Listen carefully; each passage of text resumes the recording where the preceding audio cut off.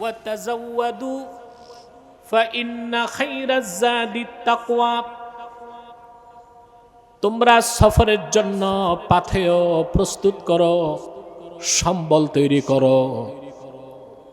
অবশ্যই মুমিনের জীবনের সবচেয়ে বড় সম্বল হলো তার অন্তরের তাকওয়া।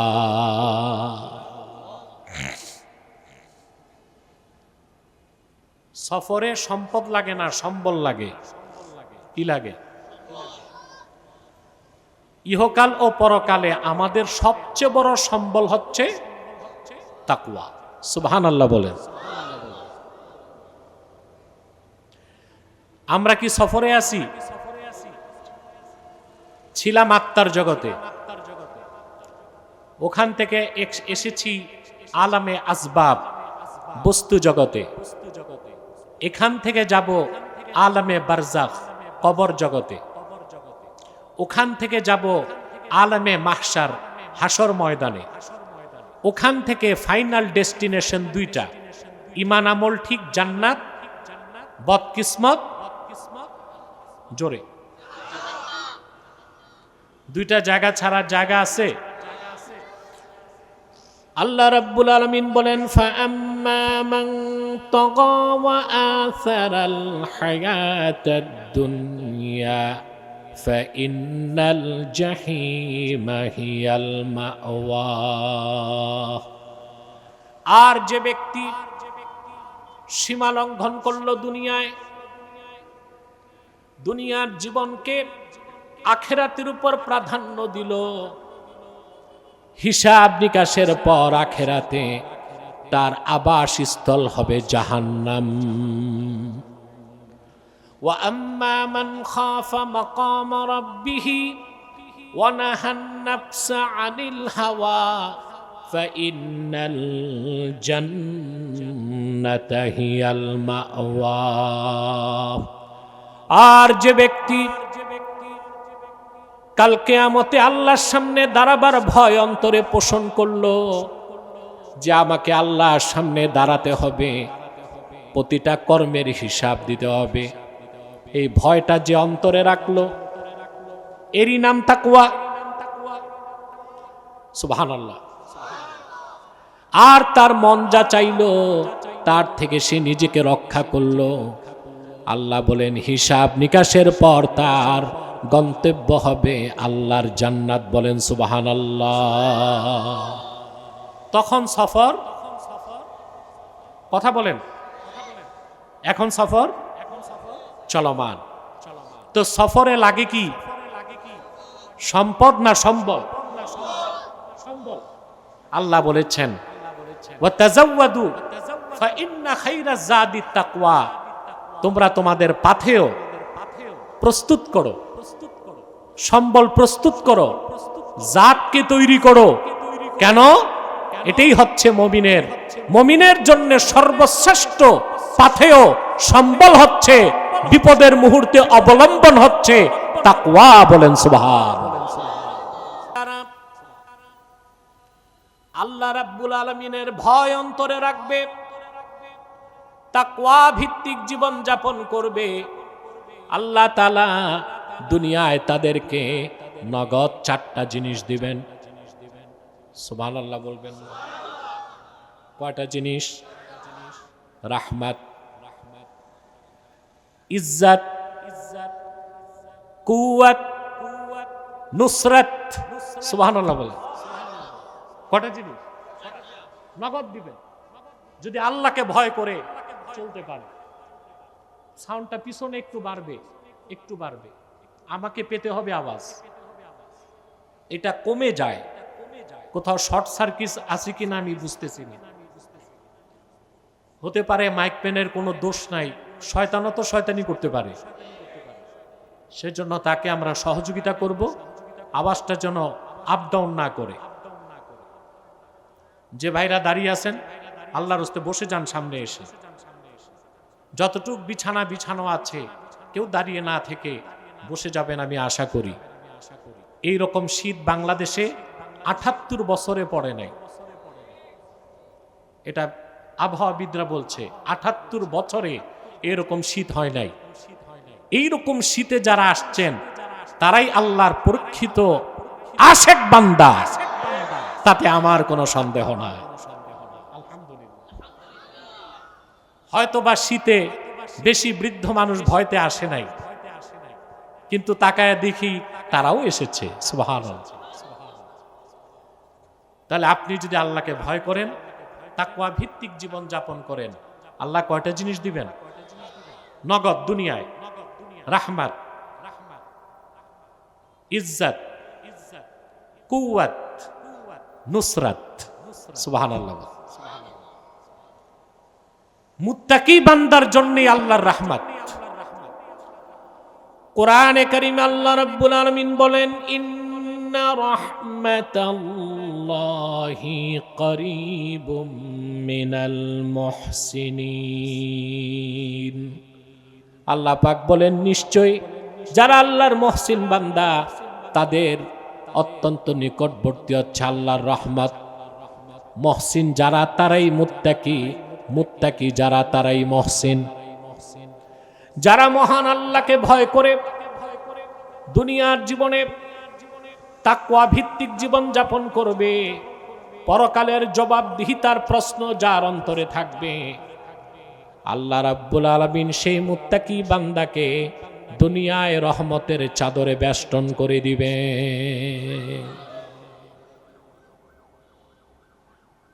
তারপর হচ্ছে ইজ্জত। তারপর কি? সুবহানাল্লাহ। সবটুকুন সম্মান, সাস্টেইনেবল রেসপেক্ট, স্থায়ী সম্মান তাকওয়ার পথে। ঠিক কিনা? মানুষ সম্মান খুঁজে রাজনীতিতে। এই পৃথিবীর মানুষ সম্মান আর শক্তি খুঁজে 4 জায়গায়। কয় জায়গায়? প্রথম হচ্ছে মানি, পয়সা। 2 নাম্বার হচ্ছে মাসাল পাওয়ার। 3 নাম্বার হচ্ছে মিডিয়া। 4 নাম্বার হচ্ছে ম্যান্ডেট। এই দুনিয়ার মানুষ শক্তি আর সম্মান খুঁজে এই 4 জায়গায়। আর ইমানদার শক্তি, সম্মান, কল্যাণ খুঁজে এক জায়গায়, সেটা হচ্ছে তাকওয়ার পথে। বলেন সুবহানাল্লাহ। তাকওয়া বাদ দিয়া যে সম্মান, ওটা ক্ষণস্থায়ী। আপনারা দেখেছেন বিগত 16 বছর যারা সম্মান নিয়ে চলেছে, গাড়িতে ফ্ল্যাগ ছিল, পুলিশের প্রোটেকশন ছিল, আগে পিছে পুলিশ দৌড়াতো, এদের অনেকেই পলাতক, কিছু জেলে, কিছু জঙ্গলে। দুর্দণ্ড প্রতাপ নিয়ে যারা জমিনে হাঁটত, সেই পুলিশরাই তাদেরকে হ্যান্ডকাপ দিয়া চোরের মতো টেনে আদালতের এজলাসে উঠায়। এটা সম্মান? কথা বলেন। সম্মান হচ্ছে তাকওয়ার পথে। আল্লাহ কয়টা জিনিস দিবেন? প্রথম কি? রাহমাত। 2 নম্বরে ইজ্জত। আল্লাহ রাব্বুল আলামিন বলেন, ইয়া আইয়ুহান নাসু ইন্না খালাকনাকুম মিন যাকারিন ওয়া উনসা وجعلناكم شعوبا وقبائل لتعارفوا إن أكرمكم عند الله يتقاكم। আল্লাহ রাব্বুল আলামিন বলেন, হে মানব জাতি, আমি তোমাদেরকে সৃষ্টি করেছি একজন পুরুষ আর একজন নারী থেকে। অতঃপর তোমাদেরকে বিভিন্ন গোত্রে আর বংশে আমি বিন্যস্ত করে দিয়েছি। ইন্না আকরামাকুম ইনদাল্লাহি আতকাকুম, নিশ্চয়ই পৃথিবীতে তার সম্মান আল্লাহর কাছে সবচেয়ে বেশি যার অন্তরে আল্লাহর তাকওয়া বেশি। সুবহানাল্লাহ। এর উৎকৃষ্ট উদাহরণ আমরা নিতে পারি সাহাবায়ে কেরামের জীবন থেকে। বেলালে হাবশী রাদিয়াল্লাহু তাআলা আনহু, ১,৫০০ বছর আগে তার মূল্য ছিল 6 দিরহাম। কাফেরদের নেতা উমাইয়া ইবনে খালাফ তাকে খরিদ করেছিল 6 দিরহামে। কয় দিরহামে? ঈমান আনার পরে এই হাবাসি গোলাম বেলালের মর্যাদা আল্লাহ কোথায় পৌঁছায় দিচ্ছেন? বুখারী শরীফ কিতাবুস সালাতের হাদিস। আল্লাহর হাবিব হযরত বেলালকে একদিন বললেন, বেলাল,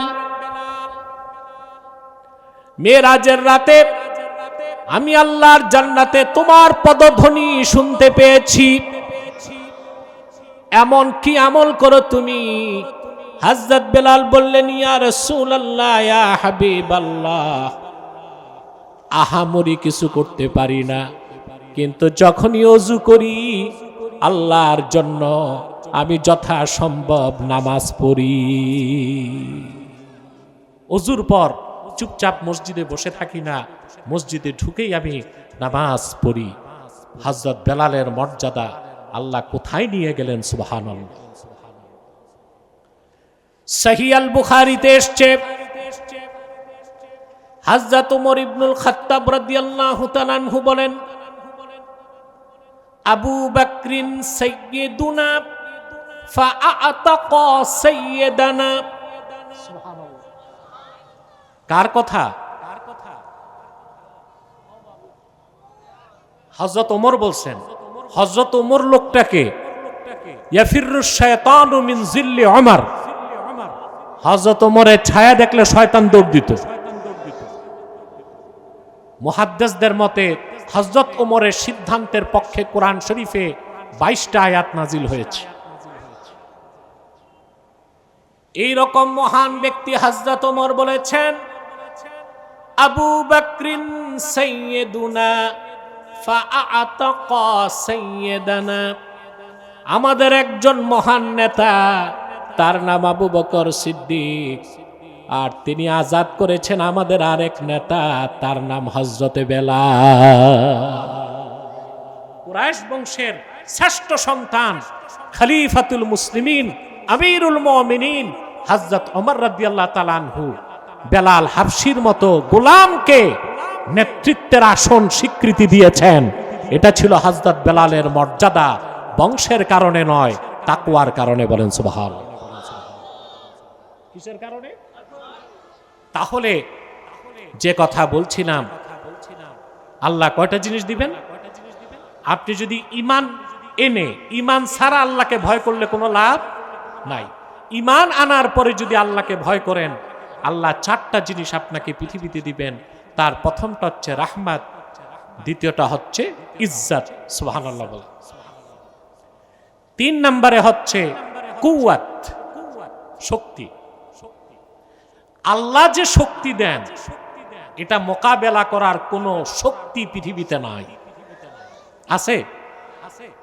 আমি একটা উৎকৃষ্ট উদাহরণ দিচ্ছি আপনাদেরকে, ছোট্ট একটা উদাহরণ দিচ্ছি। এই পৃথিবীতে আমেরিকাকে বলা হয় সুপার পাওয়ার। কি বলা হয়? কারণ তার টাকা বেশি, তার রিজার্ভ আছে $23 ট্রিলিয়ন। কত? কিন্তু এই পৃথিবীতে সবচেয়ে বেকায়দায় আছে আমেরিকা, তার ঋণ আছে $37 ট্রিলিয়ন। আমাদের চৌফকির। এখন তো তার দেশ রক্ষা করা মুশকিল, এই জন্য আমেরিকা সভ্যতার পোশাককে খুলে চুরি, ডাকাতি আর অপহরণে নেমেছে। আপনারা দেখছেন এই সভ্য দুনিয়ায় একটা স্বাধীন রাষ্ট্র ভেনিজুয়েলায় হামলা করে রাতের অন্ধকারে সে দেশের প্রেসিডেন্টকে অপহরণ করে আমেরিকায় নিয়ে গেছে। এটাই পশ্চিমাদের সভ্যতা, এটাই আধুনিক রাষ্ট্র গণতন্ত্রের কনসেপ্ট। এটা কি সভ্য মানুষের কাজ? আন্তর্জাতিক আইনকে বৃদ্ধাঙ্গুলি দেখিয়ে, জাতিসংঘের মতামত না নিয়ে স্বাধীন সার্বভৌম রাষ্ট্র ভেনিজুয়েলায় হামলা করে সে দেশের প্রেসিডেন্টকে রাতের অন্ধকারে তার স্ত্রী একটা নারীকে অপমান করে বন্দী করে আমেরিকায় নিয়ে যাওয়া, এটা সভ্যতা নয়, এটা পশ্চিমাদের সভ্যতার খোলসে ডাকাতি, সন্ত্রাস আর অসভ্যতা ছাড়া আর কিছু নয়। আজকে বাংলাদেশে অনেকেই পশ্চিমা সভ্যতা আমদানি করতে চায়, ঠিক কিনা? পশ্চিমারা বুঝেছে যে ক্রুসেড বা ধর্মযুদ্ধের মাধ্যমে কোনো রাষ্ট্র দখল করা যাবে না। মুসলমানদের কাছে তারা হেরেছে। এখন তারা চাচ্ছে মুসলিম রাষ্ট্রগুলোতে পশ্চিমা সভ্যতাকে এক্সপোর্ট করতে। কি করতে? বাংলাদেশেও প্রচুর বুদ্ধিজীবী, রাজনীতিবিদ, মার্কিন যুক্তরাষ্ট্রের দালাল আছে। কেউ পিন্ডির বিরোধিতা করে, কেউ দিল্লির বিরোধিতা করে, কিন্তু কেউ ওয়াশিংটনের বিরোধিতা করে না। সত্য না? কেউ ভারতীয় হেজিমনির বিরোধিতা করে, দিল্লির কথা চলবে না। কেউ পাকিস্তানের বিরোধিতা করে, পিন্ডির কথা চলবে না, কিন্তু ওয়াশিংটনের বিরুদ্ধে কথা বলে না। সত্যিকার দেশপ্রেমিক ইমানদারদের ন্যারেটিভ একটাই, বাংলাদেশ কি দিল্লি কি পিন্ডি কি ওয়াশিংটন কোন রাষ্ট্রের অনুগত হয়ে চলবে না, বাংলাদেশ চলবে বাংলাদেশের নীতিতে। এই কথা বলার মতো একজন রাজনৈতিক দুঃসাহসী নেতা 54 বছরে বাংলাদেশ পায় না। এটাই হচ্ছে বাংলাদেশের আসল ক্রাইসিস। কথা বুঝতে পারছেন?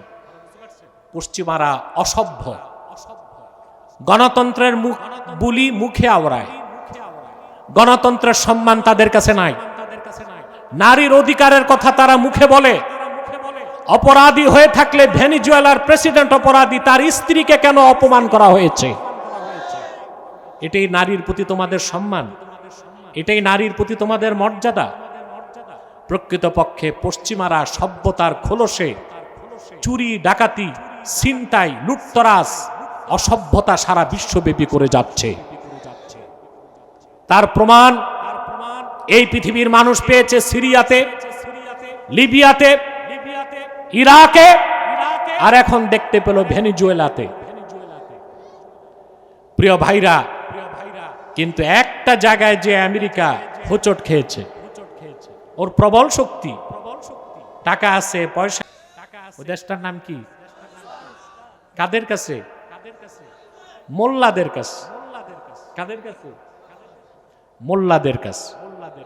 মোল্লা বলতে আবার আমাদের দেশি মোল্লা মনে করবেন না, ওনাদের পদবী মোল্লা, কিন্তু এক একজন বড় বড় শাইখুল হাদিস এবং আল্লামা। সুবহানাল্লাহ। সেখানে আব্দুল হাকিম হাক্কানি আছেন, যিনি শাইখুল হাদিস। আল ইমারাতুল ইসলামিয়া বইটা পড়লে বুঝবেন উনি কত বড় আলেম। বুখারী শরীফের সরা লেখছেন 8 খণ্ডে। ওনার নামেও মোল্লা আব্দুল হাকিম হাক্কানি। এই মোল্লা মানে আমাদের দেশি মোল্লা না। তো পরাশক্তি ধরা খেলো কোথায়? কারণ এই মোল্লাদের কাছে মানি নাই, মাসাল নাই, মিডিয়া নাই, ম্যান্ডেট নাই, তাকওয়া আছে। সুবহানাল্লাহ বলবেন না? কি আছে? তাকওয়া।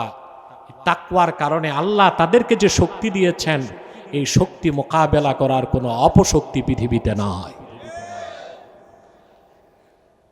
আল্লাহ রাব্বুল আলামিন মানুষের শক্তি দেন মাথায়, পশুর শক্তি দেন দেহে, আর খাঁটি ইমানদারকে শক্তি দেন 3 জায়গায়, মাথায়, দেহে আর সিনায়। সুবহানাল্লাহ বলবেন না? মানুষের শক্তি কই? পশুরটা দেহে।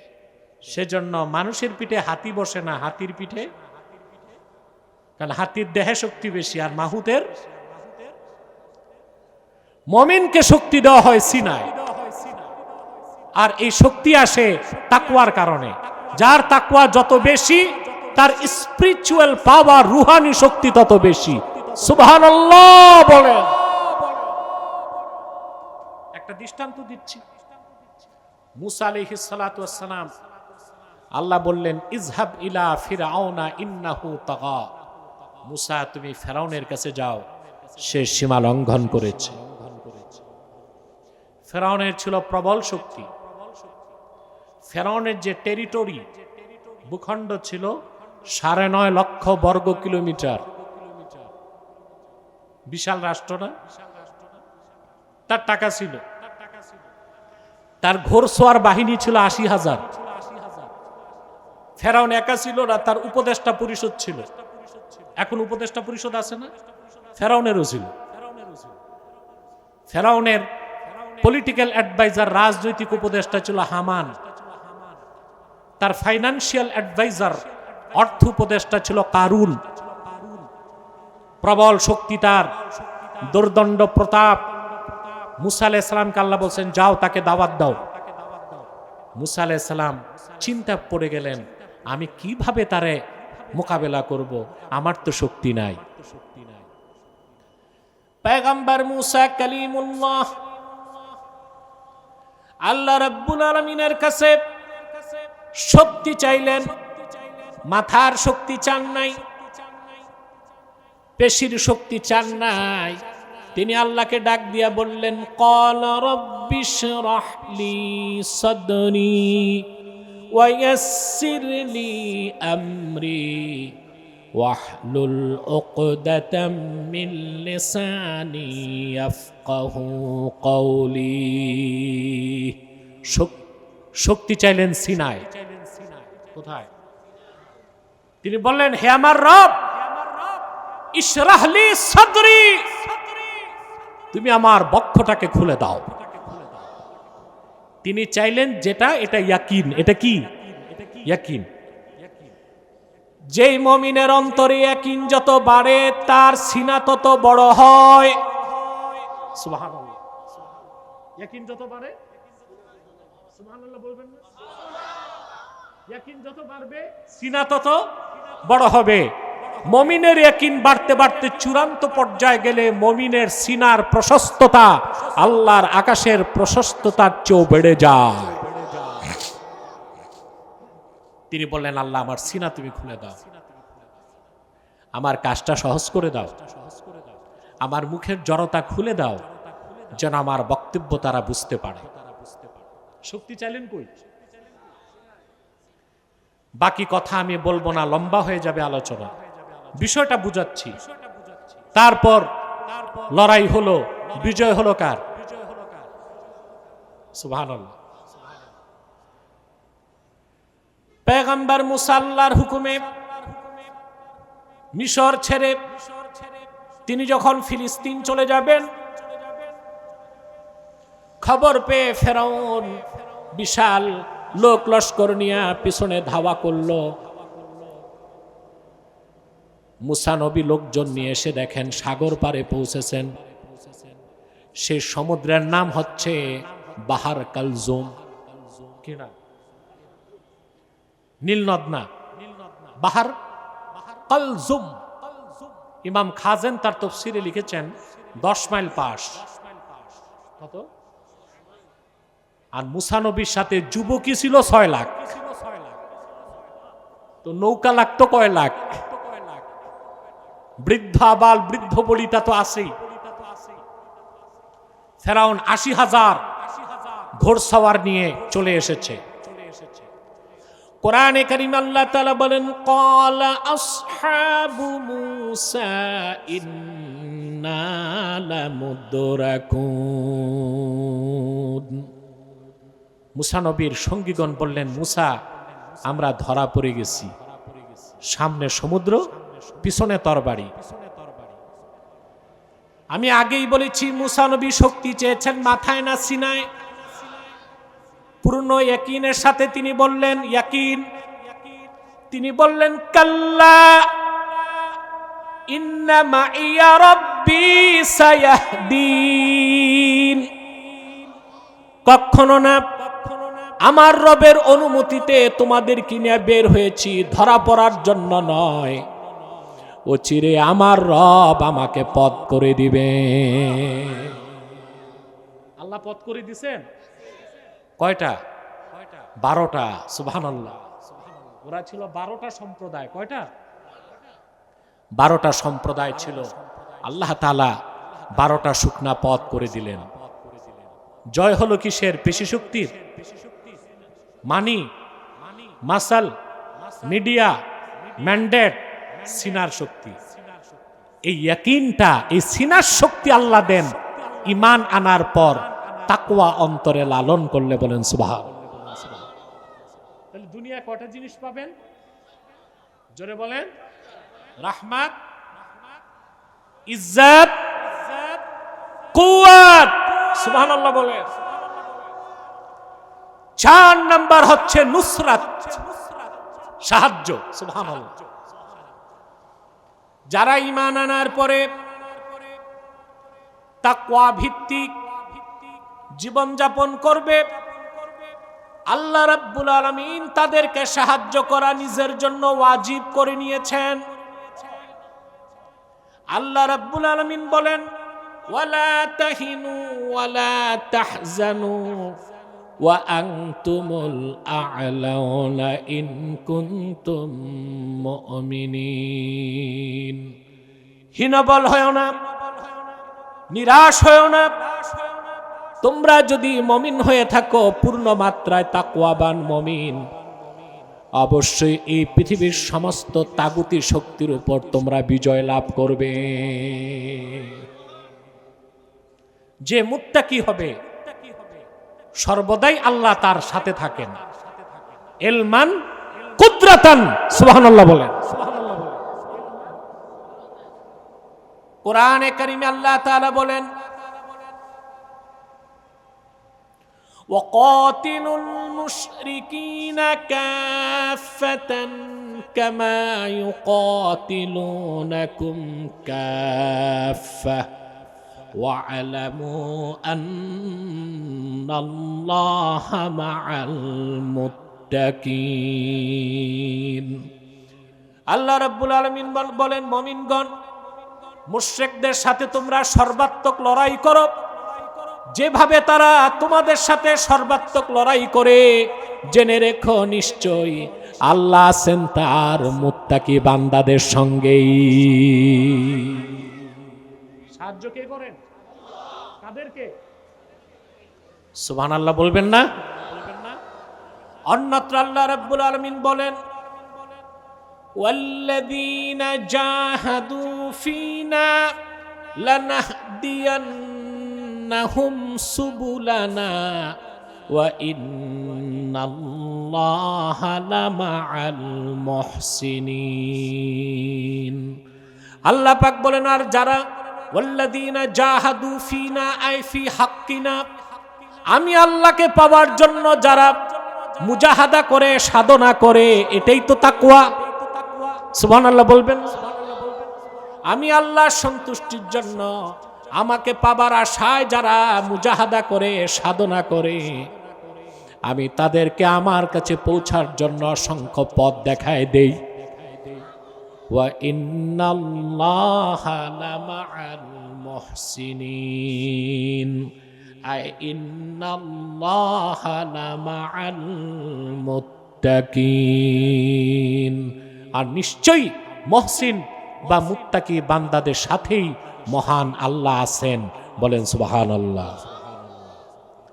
মুত্তাকি মুহসিন বান্দাদের সাথেই আল্লাহ তাআলা আছেন, মানে আল্লাহ তার মুত্তাকি বান্দাদেরকে সর্বাবস্থায় রহমতের নজরে দেখেন আর তাদেরকে সাহায্য করেন, বিপদে পরিত্রাণের ব্যবস্থা করে দেন। বলেন সুবহানাল্লাহ। তো কয়টা জিনিস হলো? জোরে। রাহমাত, ইজ্জত, কুওয়াত, নুসরাত। বলেন সুবহানাল্লাহ।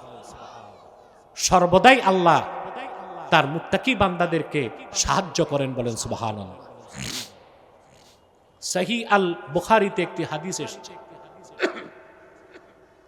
রাসূলুল্লাহ সাল্লাল্লাহু আলাইহি ওয়াসাল্লামের সাহাবীগণের মধ্যে জলিলুল কদর সাহাবী ছিলেন আউফ ইবনে মালিক আল আশজাঈ রাদিয়াল্লাহু তাআলা আনহু। ওনার একমাত্র সন্তান ছিল বাড়িতে। এই সন্তানটাকে মুশরিকরা গাসাব করে নিয়ে গেছে, অপহরণ করছে। কথা বুঝতে পারছেন?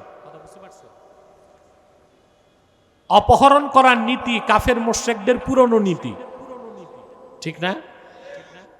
ইসলাম এই রকম কাপুরুষতাকে সমর্থন। ইসলামের হুকুম হচ্ছে বিজয় অর্জন করতে হবে সামনে থেকে লড়াই করে, পিছন দিক দিয়া ছুরি মারা, ধোকা দেওয়া, অপহরণ করা, এগুলো সভ্যতা নয়, কাপুরুষতা। এগুলো কি? হযরতে আউফ ইবনে মালিক আল আশজাঈ রাদিয়াল্লাহু তাআলা আনহুর একমাত্র কলিজার টুকরা সন্তানকে কাফেররা নিয়ে বন্দী করে ফেলছে। বাবা মার একমাত্র সন্তান যদি হারিয়ে যায়, দুঃখটা কেমন লাগে? কথা বলে না। সাহাবী ও তার স্ত্রী অঝর দ্বারায় কান্না করছে। সাহাবীর স্ত্রী বললেন, আপনি কান্নাকাটি না করে দ্রুত রাসূলুল্লাহর কদমে যান, সাল্লাল্লাহু আলাইহি ওয়াসাল্লাম, সমাধান পাবেন। হাদিস সাক্ষ্য দেয় আউফ ইবনে মালিক আল আশজাঈ রাদিয়াল্লাহু তাআলা আনহু বুক ভরা ব্যথার, চক্ষু ভরা পানি নিয়ে আল্লাহর হাবিবের কদমে এসে হাজির হয়ে গেলেন। এসে বললেন, ইয়া রাসূলুল্লাহ, ইয়া হাবিবাল্লাহ, আমার একমাত্র কলিজার টুকরা সন্তানকে কাফেররা অপহরণ করেছে, আমি আমার সন্তান ফেরত চাই। আল্লাহর হাবিব সাহাবীকে নসিহত করলেন, সাহাবী শোনো, ইত্তাকিল্লাহা ওয়াসবির, তুমি শুধু আল্লাহকে ভয় করো আর ধৈর্য ধারণ করো।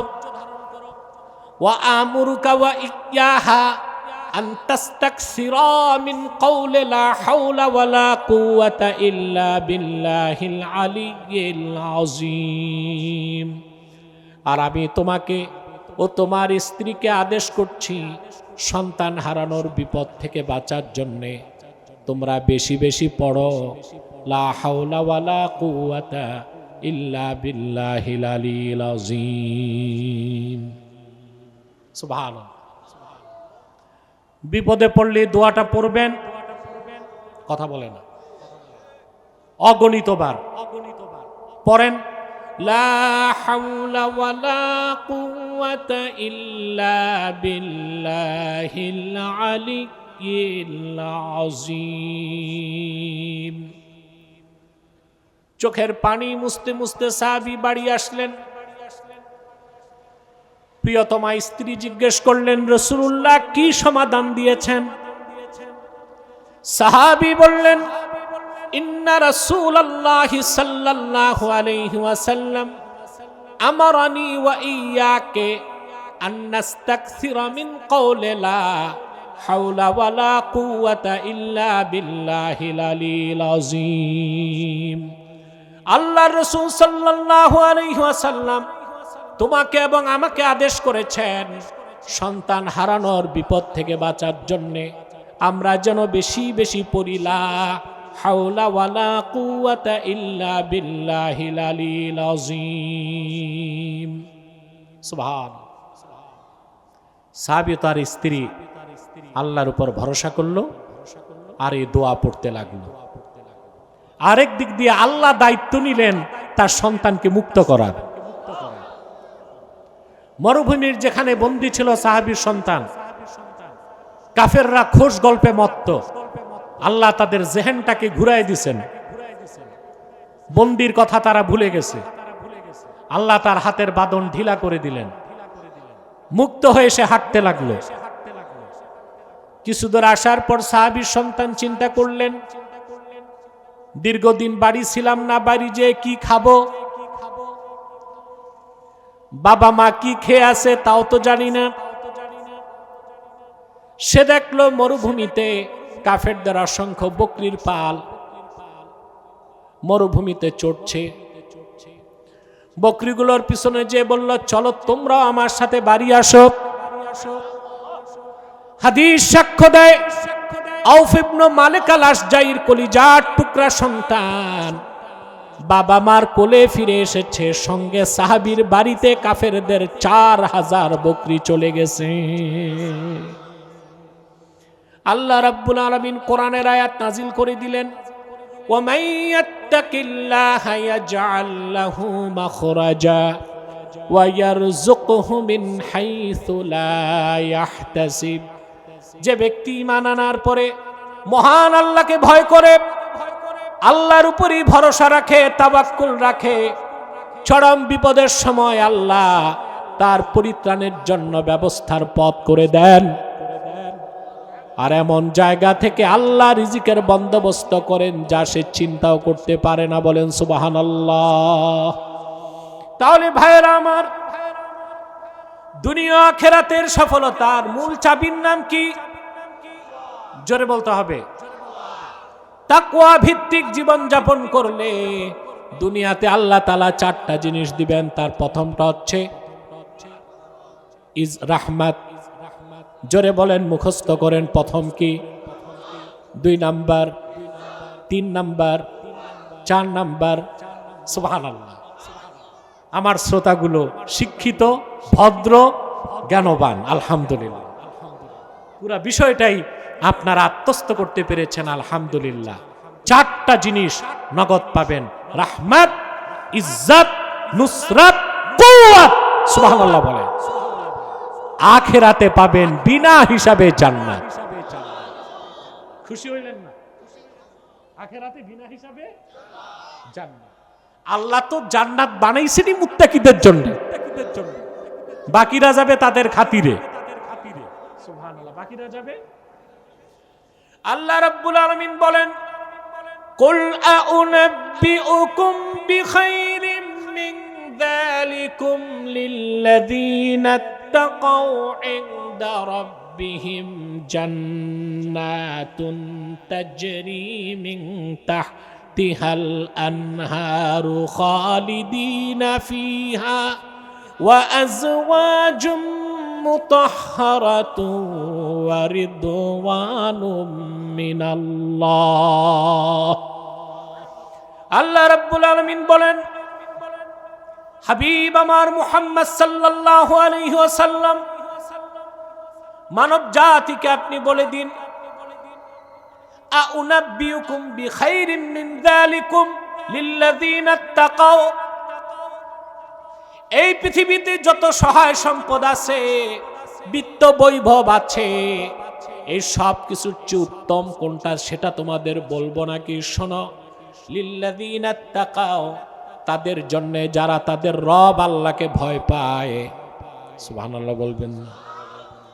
ইনদা রাব্বিহিম জান্নাত, তাদের রবের কাছে তাদের জন্য রয়েছে অসংখ্য জান্নাত। সুবহানাল্লাহ বলবেন না? তাজরি মিন তাহতিহাল আনহার, যে জান্নাত সমূহের নিচ দিয়ে স্বচ্ছ পানির নহর প্রবাহিত। খালিদিনা ফিহা, যেখানে তারা অনন্তকাল বসবাস করবে। ওয়া আজওয়াজুম মুতাহহারা, যেখানে রয়েছে তাদের জন্য অসংখ্য পবিত্র স্ত্রী। এক একজন মুমিন কমসে কম 70 জন স্ত্রী পাবে। দুনিয়াতে কয়টা? পারলে পারলে সর্বোচ্চ। তবে অবশ্যই মনে রাখবেন, যে মৌলবী সাহেবরা বলে 4 বিয়ে করা সুন্নত, এটা একটা ভুল কথা। 4 বিয়ে করা সুন্নত, জায়েজ, জায়েজ, অনুমতি আছে, কথা বলেন। আরে ভাই, আপনি একাধিক বিয়ে করবেন, 2টা জোর লাগবে, টাকার জোর, দেহের জোর। বাঙালিতে এমনি একটাতেই কাইত। একাধিক বিয়ে করার দরকারটা কি? কথা বলেন।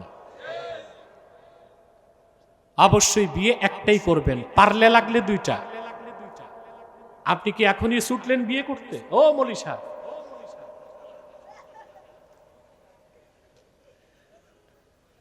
আল্লাহ বলেছেন, فانكحوا ما طاب لكم من النساء مثنى وثلاث ورباع وإن خفتم ألا تعدلوا فواحدة।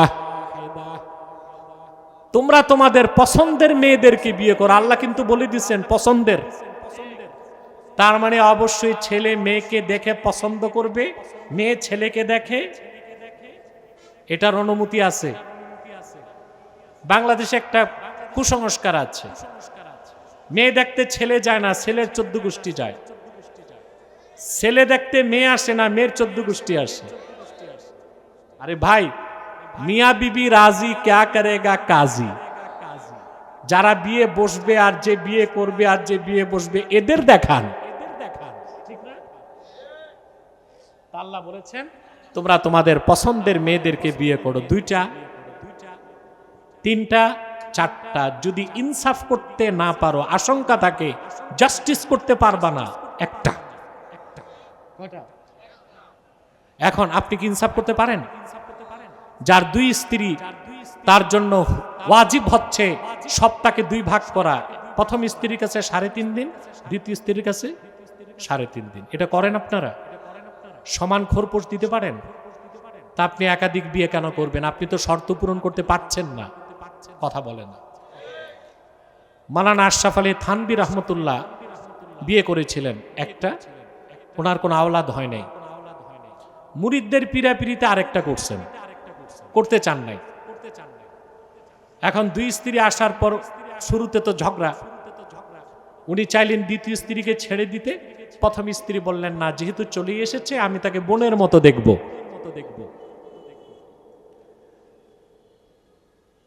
আশরাফ আলী থানভী ওনার কাছে যে হাদিয়া আসতো, একটা তরমুজ আসলো, পাল্লায় ওজন দিয়ে কেটে 2 টুকরা করে 2 স্ত্রীকে দিতেন। এটা কি আপনাকে এটা করতে পারবেন? কথাটা বলে দিলাম কারণ বাংলাদেশে কিছু মৌলভী সাহেব বলে 4 বিয়ে করা সুন্নাত। এটা ভুল ফতোয়া। বাহির থেকেও একজন আসছিল করাচি থেকে, উনি এসে বলে গেছে, জওয়ানো 4 শাদিয়া করো, 4 বিয়ে করো। আমি পহলে জিজ্ঞেস করতাম তো পয়সা কোন দেগা? কথা বুঝতেছেন তো? দুনিয়াতে তো আপনি একটাই, পারলে লাগলে 2টা সর্বোচ্চ। আখেরাতে মুত্তাকি বান্দা প্রত্যেককে আল্লাহ তাআলা 70 জন করে স্ত্রী দান করবেন। আজওয়াজুম মুতাহহারা, তারা চির পবিত্রা। সুবহানাল্লাহ। তাদের রূপের প্রশংসা করার কোনো শব্দ আমার কাছে নেই। দুনিয়াতে আপনার স্ত্রী যত সুন্দরী হোক, মিস ওয়ার্ল্ড, বিশ্ব সুন্দরী হোক, কথা আছে মেয়েরা 20তে বুড়ি, বয়স বাড়লে চামড়া কুচকে যাবে, সৌন্দর্যে ভাটা পড়বে, আপনার আকর্ষণ কমে যাবে। কিন্তু আল্লাহর জান্নাতে মুত্তাকিগণ যে স্ত্রী পাবেন, আপন স্ত্রীর দিকে তাকায় রূপ উপভোগ করবে, দৃষ্টি সরায় আবার তাকাবে, রূপ বেড়ে যাবে।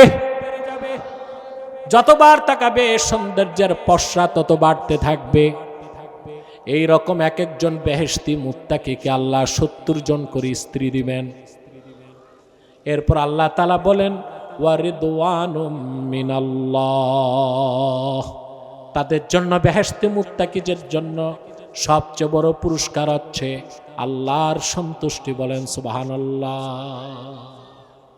এটার ব্যাখ্যা এসেছে বুখারী শরীফে। বেহেশতিরা বেহেশতে যাওয়ার পরে স্বয়ং আল্লাহ তাদের সামনে উপস্থিত হবেন।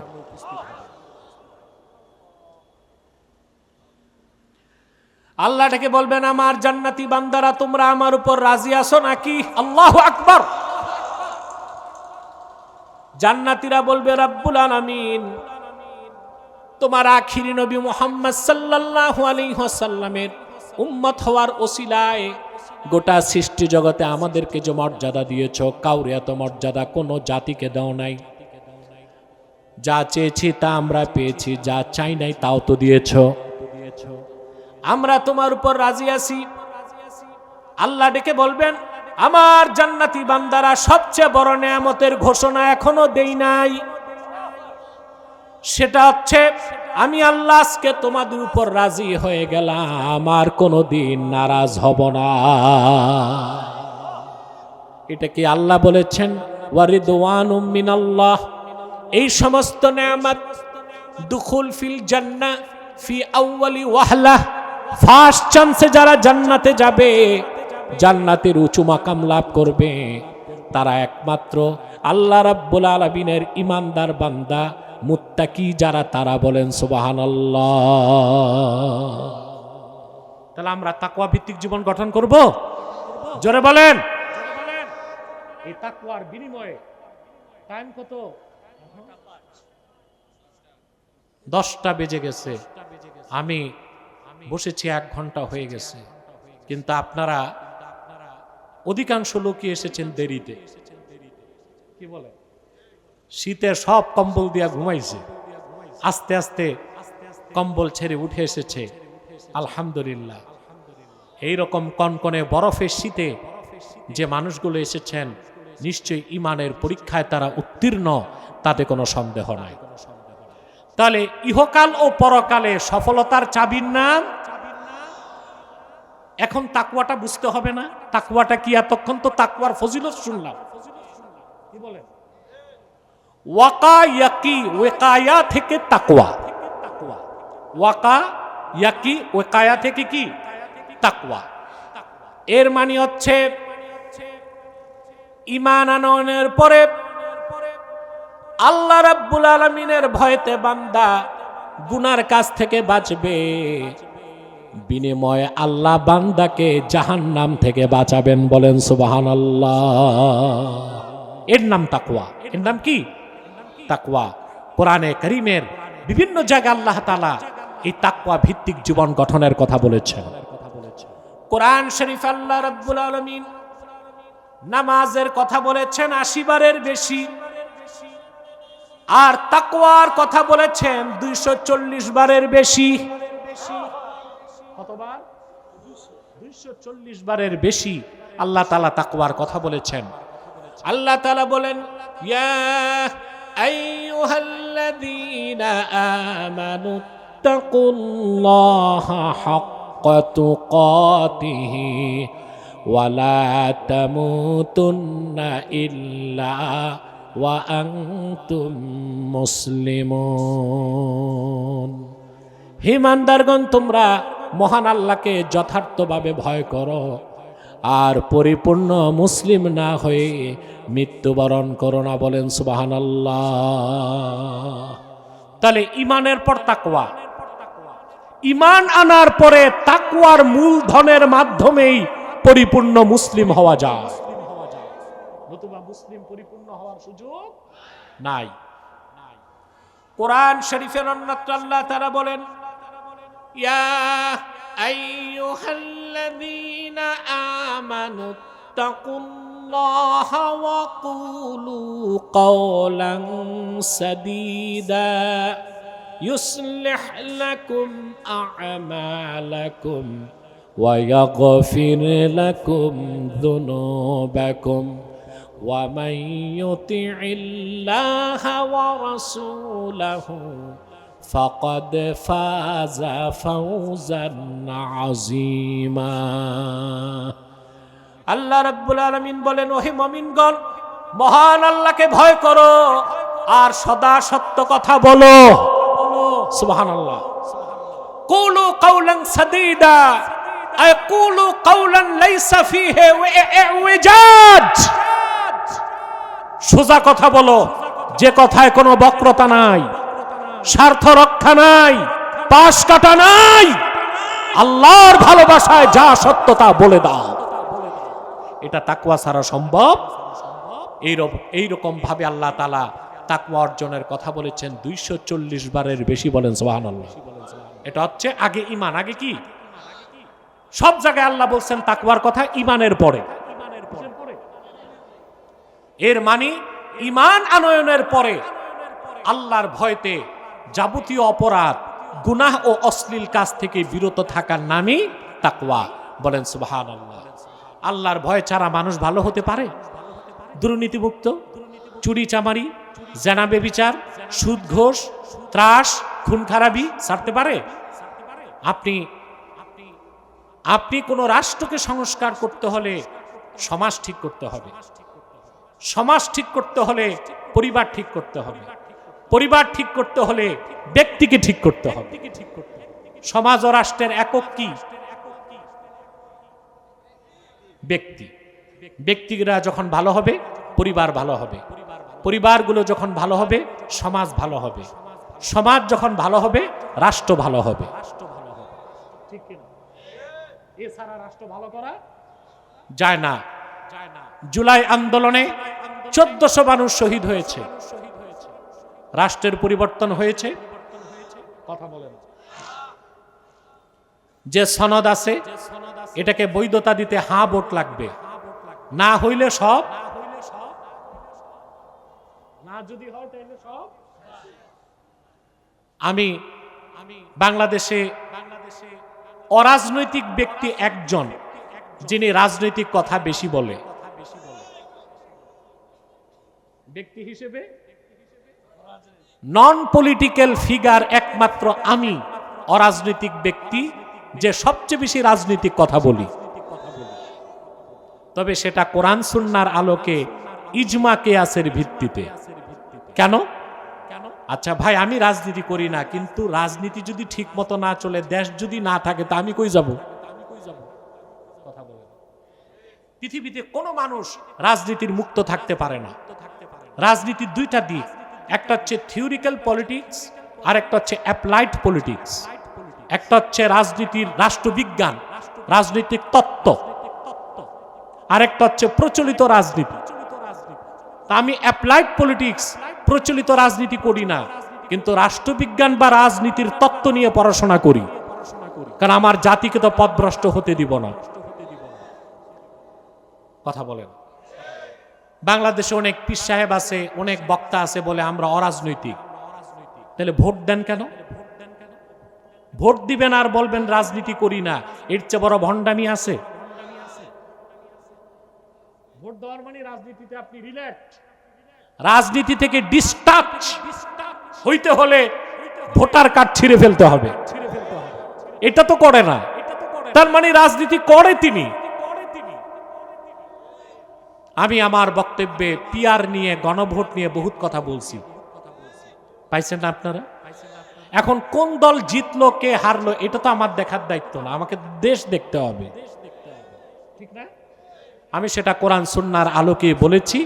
এখন তো আপনারা দেখছেন সবাই মেনে নিয়েছে পিআর, উচ্চ কক্ষে নিম্ন কক্ষে কোনো পিআর টিআর। গণভোটেরটা আমি বলেছি আমি এখনো গণভোট চাই না। বলবেন কেন?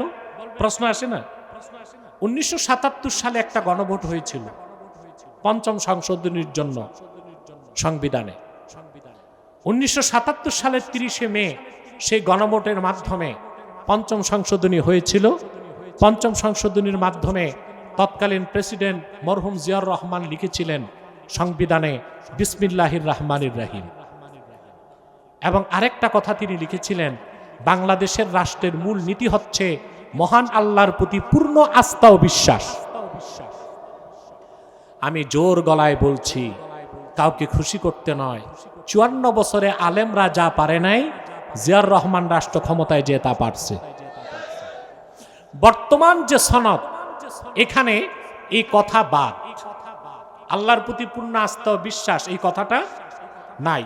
তো হাবুট যদি গণভোটে জয়যুক্ত হয়, সনদ যদি পাশ হয়, তাহলে পরবর্তী সংবিধানে আল্লাহর প্রতি পূর্ণ আস্থা ও বিশ্বাস এই কথাটা কি আর রাখা যাবে? তাহলে আমি কেমন করে গণভোট চাইতে পারি? অবশ্যই কথাটা অনেকের কাছে খারাপ লাগবে, কথাটা অনেকে মেনে নিবে না, কিন্তু আমার কাছে সবকিছুর ঊর্ধ্বে ইসলামের স্বার্থ, ঠিক না? তা আমি যে কথা বলছিলাম, 1400 মানুষ জীবন দিয়েছে সংস্কারের জন্য। 16 মাস চলে গেছে, দেশের কোনো পরিবর্তন পেয়েছি? দুর্নীতি আছে না নাই? কমছে না বাড়ছে? চুরি আছে না নাই? কমছে না বাড়ছে? যারা আন্দোলনের নেতৃত্ব দিছে কিছু খুব ভালো ছিল, এর মধ্যে শরীফ ওসমান হাদি। আমি আল্লাহর কাছে তার জন্য মাগফিরাত কামনা করি, এবং আমি চাই আল্লাহ যেন এই বীর সৈনিককে শাহাদাতের মর্যাদা দান করে। বাকি অধিকাংশ হচ্ছে ধান্দাবাজ। এদেরকে আগে দেখতাম আন্দোলনের আগে এদের হাড্ডি গোনা যায়, এখন মাশাআল্লাহ চেহারা থেকে ঘি টপকায়। দেখেন না আপনারা? এর মানে ডাল মে কুছ কালা হ্যায়, দুর্নীতি এখনো চলছে। ফেসিবাদের সময় দুর্নীতি হতো বস্তায় টাকা, এর আগে হয়তো চেক বইতে, এখন হয় ক্রিপ্টোকারেন্সিতে।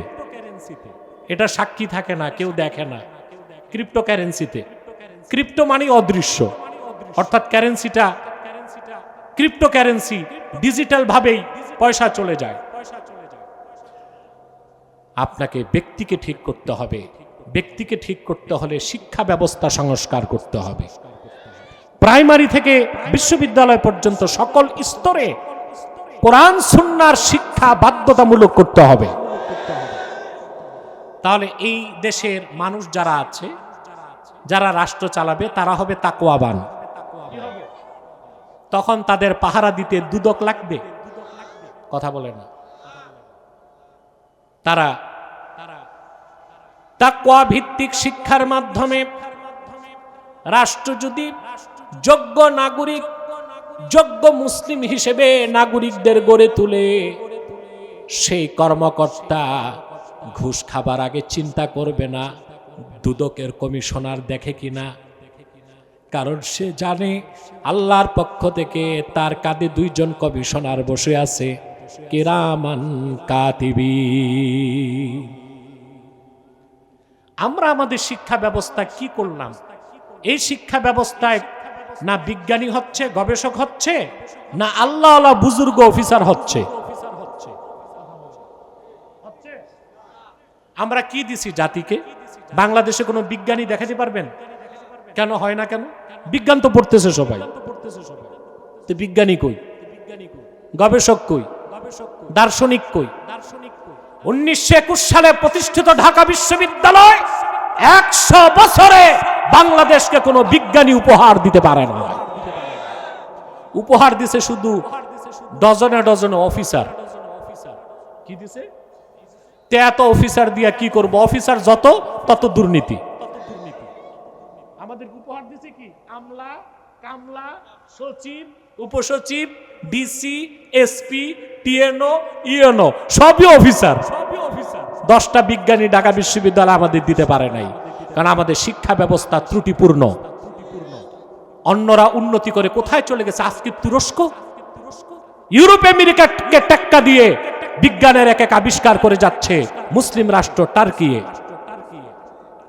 তারা ইসলামকে আপন করে নিয়েছে। আবার কামাল পাশা আতাতুর্ক যে তুরস্ককে সেকুলার রাষ্ট্র রেখে গিয়েছে, 100 বছর হবার আগেই তুরস্কের ইসলামপন্থী আলেম ওলামা, পীর মাশায়েখ, নকশবন্দি তরিকার মাশায়েখদের মেহনতে এমন এক দল রাজনীতিবিদ তৈরি হয়েছে, প্রফেসর নাজমুদ্দিন এরবাকান, ফেথুল্লাহ গুলেন, বর্তমানে রিসেপ তাইয়েব এরদোগান।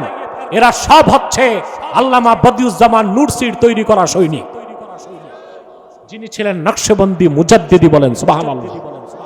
তারা আবার তুরস্ককে সেকুলার থেকে ইসলামের দিকে টেনে এনেছেন। সুবহানাল্লাহ। আর একের পর এক আবিষ্কার করে পশ্চিমা দুনিয়ার গালে চপেটাঘাত করছে। আমরা কি করলাম? পৃথিবীর সবাই নৌকা থেকে শুরু করলো, সাবমেরিনে গেছে, আর আমরা নৌকাতে শ্যালো মেশিন ফিট করে ট্রলার বানাইছি। আমার বাংলাদেশে রিক্সা আসছে জাপান থেকে। কোথা থেকে? আমরা রিক্সাকে মোটর ফিট করে টেসলা বানাইছি, আর জাপান রিক্সা বাদ দিয়া রকেট পাঠাইছি। তাহলে আমাদের শিক্ষা ব্যবস্থা এমন এক শিক্ষা ব্যবস্থা, না আল্লাহ আল্লাহ বুজুর্গ হচ্ছে, না বিজ্ঞানী গবেষক দার্শনিক হচ্ছে, শুধু পাচ্ছে দেশ অফিসার।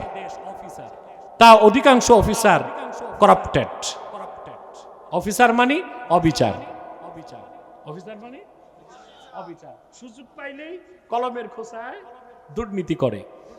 তার মানে হচ্ছে আল্লাহকে ভয় পাবার মতো যে শিক্ষা, তাকওয়ার কোয়ালিটি সম্পন্ন মুসলমান হবার জন্যে শিক্ষা ব্যবস্থার আমূল পরিবর্তন করতে হবে।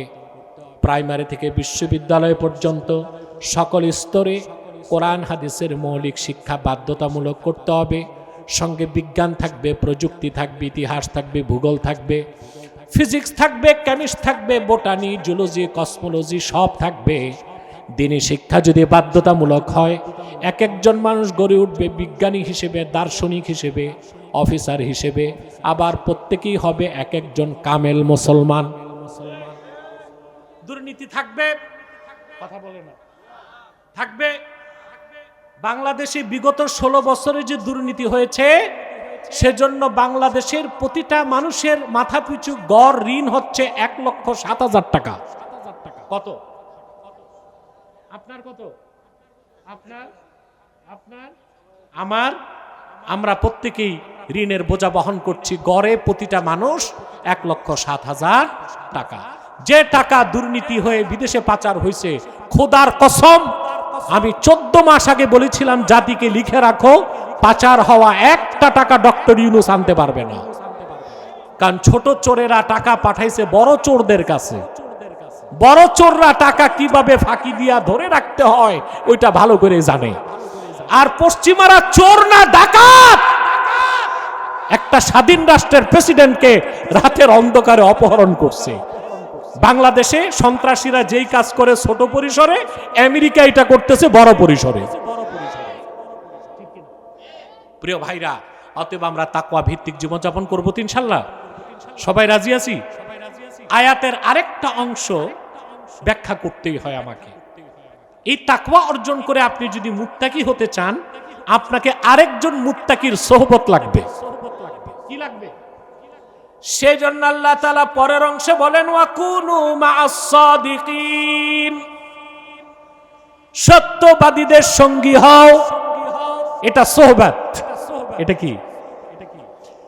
একজন চিকিৎসকের সান্নিধ্যে যে চিকিৎসা বিদ্যা না পড়লে ভালো চিকিৎসক কি হওয়া যায়? নিজে বাড়িতে বসে যে পড়াশোনা করে ডাক্তার হবে, ওটা কি এমবিবিএস ডাক্তার? Registered doctor? ওইটারে বাংলায় বলে হাতুড়া ডাক্তার, ঠিক না? তা হাতুড়া ডাক্তার রুগী বাঁচাবে না মারবে?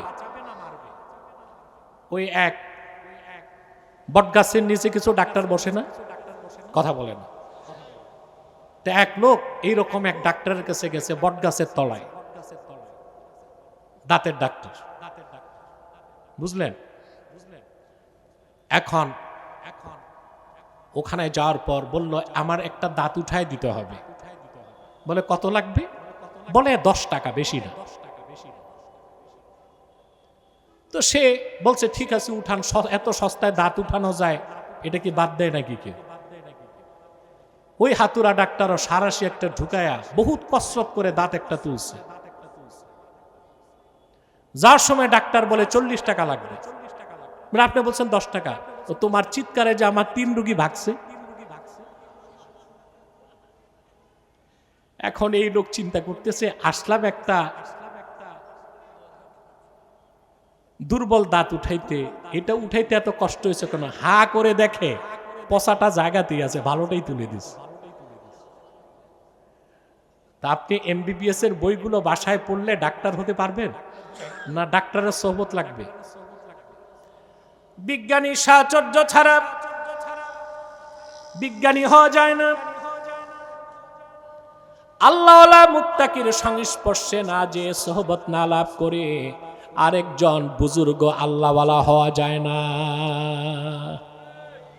এই জন্য আল্লাহ বলে দিয়েছেন, তাকওয়ার কথা বলেছেন, তারপর বলে দিয়েছেন ওয়াকুনু মা'আস সাদিকিন, প্রকৃত সত্যবাদী মুমিন মুত্তাকি যারা, তাদের সাহচর্য গ্রহণ করো। সুবহানাল্লাহ বলে। এই বিষয়টাকে ব্যাখ্যা করতে আপনাদের কষ্ট হবে না তো? আমাদের মাওলানা কাজী মারুফ বিল্লাহ সাহেব শুরুতে একটা কথা বলছে, দীর্ঘ আলোচনা। এত দীর্ঘ করা যাবে না এই শীতে, এতে মানুষ বরফ হয়ে যাবে। আমি খুব সংক্ষেপে কথাটা বলছি। বুখারী শরীফ কিতাবুল ইলমের হাদিস, মুসা আলাইহিস সালাম ওয়াজ করতেছেন। এক বনি ইসরাইল ওনাকে বলল, হাল তা'লামু আহাদান আ'লামা মিনকা? মুসা, তোমার চেয়ে বড় কোনো আলেম আছে নাকি দুনিয়ায়? এরকম জানা আছে তোমার? তো মুসা আলাইহিস সালাম বলে ফেলছেন, না, এখন এই মুহূর্তে আমার চেয়ে বড় আলেম পৃথিবীতে নাই। আল্লাহ খুব অপছন্দ করলেন এই কথাটা।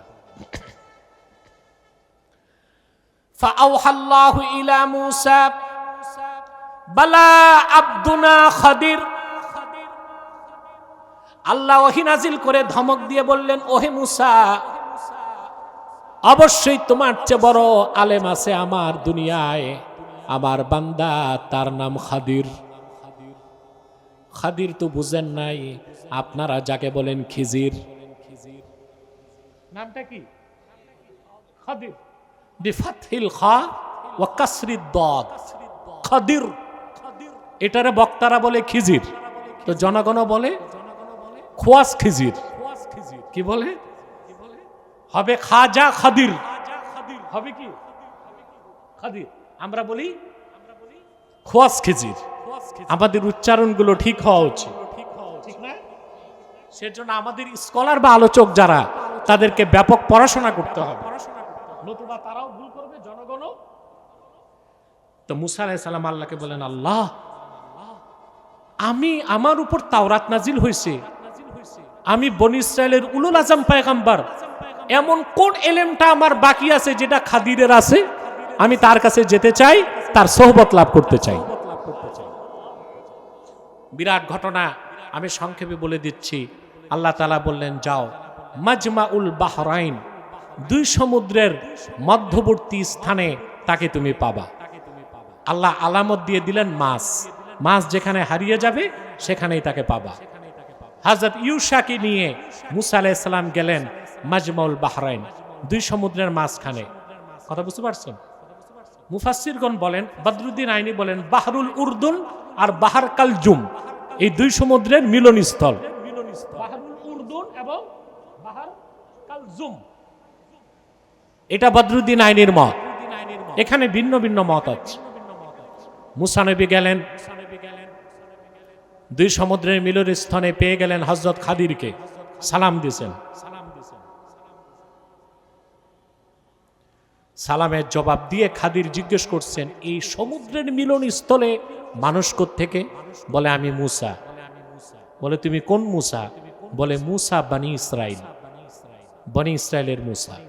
কেন আসছো? আল্লাহ পাক কোরআন কারীমে তাজকিরা করেছেন। মুসা নবী বললেন, قال له موسى هل أتبعك على أن تعلمني مما علمت رشدا। সুবহানাল্লাহ। তিনি অনুমতি চাইছেন, একজন পয়গম্বর খাদিরের কাছে অনুমতি চাইছেন, আমি তোমার অনুমতি চাই, আমি তোমার অনুসরণ করব, সেজন্যে আল্লাহ তোমাকে যে জ্ঞানটা দিয়েছেন তা শিখার জন্য।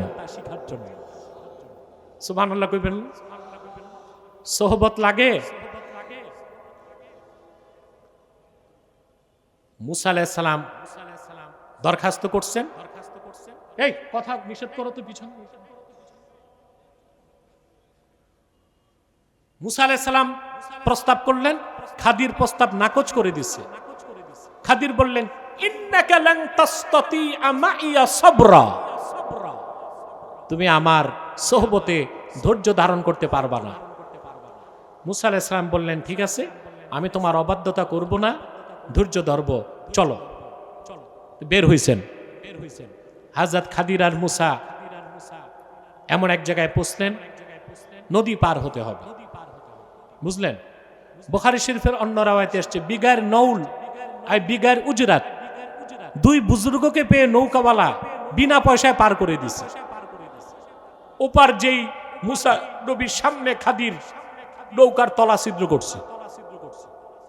মুসা নবী আর ধৈর্য ধরতে পারলেন না, বলেন, এটা কি করলা? ফিরি ফিরি পার করলো ওরা, আর তুমি তলাটা ছিদ্র করছো, কাজটা ভালো হয়নি। হযরত খাদির বললেন, মুসা, আমি কি বলি নাই তুমি ধৈর্য ধরতে পারবা না? মুসা নবী বললেন, ঠিক আছে, যেটা ভুল করছি ছেড়ে দাও, আমার উপর তুমি অহেতুক বাড়াবাড়ি করো না, সামনে চলো। কিছু দূর যাবার পর মাঠের মধ্যে ছোট ছোট কিশোররা খেলাধুলা করছিল। তাদের মধ্যে সবচেয়ে সুদর্শন বালকটাকে ধরে হযরত খাদির জবাই করে দিলেন। আবার মুসা নবী রেগে গেলেন আর বললেন, قال أقتلت نفسا زكية بغير نفس لقد جئت জি'তা শাইআন নুকরা। একটা বাচ্চা নিষ্পাপ, ওর নাই কোনো অপরাধ, তাকে তুমি হত্যা করলা, কাজটা খুব খারাপ করছো। খাদির বলে, মুসা বলছিলাম তুমি ধৈর্য ধরতে পারবা না। তো মুসা নবী বলছে, ঠিক আছে, এরপর যদি আমি প্রশ্ন করি তোমার সাথে আমার কোনো সম্পর্ক থাকবে না। কয় ঠিক আছে, চলো। আল্লাহ পাক বলেন, ফানতালাকা হাত্তা ইযা আতায়া আহলা ক্বরিয়াতিন ইসতাতআমা আহলাহা ফাআবাউ আন ইউদাইফুহুমা فوجدا فيها جدارا يريد أن ينقض فأقامه। তারা দুইজন হাঁটতে হাঁটতে এক মহল্লায় উপস্থিত হলো। মুসলিম শরীফে এসেছে কারিয়াতুল বুখালা, কৃপণদের এলাকা। ওখানে এসে ক্ষুধা লাগছে, দুইজন তাদের কাছে খাদ্য চেয়েছে, বখিলরা তাদেরকে কিছু খাওয়ায় নাই। কথা বুঝতেছেন? খাবার দাবার দেয় নাই। হযরত খাদির ওখানে একটা দেওয়াল পেলেন, তিনি মুসা নবীকে নিয়ে ভগ্ন দেওয়ালটাকে সংস্কার করলেন। মুসা নবীর সহ্য হইল না, তিনি বললেন, ফিরি নৌকা পার হয়ে তলা ছিদ্র করছো, নিষ্পাপ বাচ্চাটাকে কল্লা কাটছো, আর যাদের কাছে খাবার চাইলাম কিছুই দিল না, বিনা পয়সায় এদের দেওয়াল উঠাইতে কে বলছে? কথা বুঝতেছেন? তুমি তো ইচ্ছে করলে তাদের থেকে পারিশ্রমিক নিতে পারতা।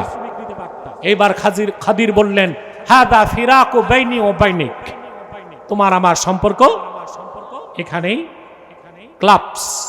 তুমি তোমার পথে যাও, আমি আমার পথে যাও। খাদির বললেন, মুসা, তিন কাজের ব্যাখ্যা নিয়েই তোমারে যাইতে হবে। ঠিক আছে, এবার ব্যাখ্যা দাও। হযরত খাদির বললেন, আম্মাস সাফিনাতু ফাকানাত লিমাসাকিনা ইয়ামালুনা ফিল বাহরি ফাআরাদতু আন আঈবাহা ওয়া কানা ওয়ারাআহুম মালিকুন ইয়াখুযু কুল্লা সাফিনাতিন গসবা। যে নৌকাটার তলা ছিদ্র করেছি, এই নৌকাটা কিছু এতিমের নৌকা। এতিমরা এই নৌকা লোক পারাপার করে তাদের সংসার চালায়। আল্লাহ প্রদত্ত জ্ঞানে আমি দেখতে পেয়েছি পিছনে অত্যাচারী শাসক আসতেছে। খাদির দেখছেন মুসা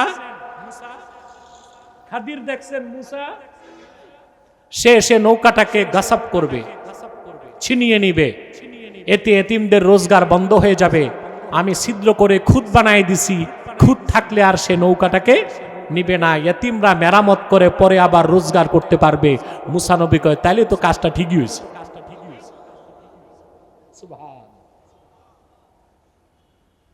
বাচ্চাটা মারছো কেন? শোনো, وَأَمَّا الْغُلَامُ فَكَانَ أَبَوَاهُ مُؤْمِنَيْنِ فَخَشِينَا أَن يُرْهِقَهُمَا طُغْيَانًا وَكُفْرًا।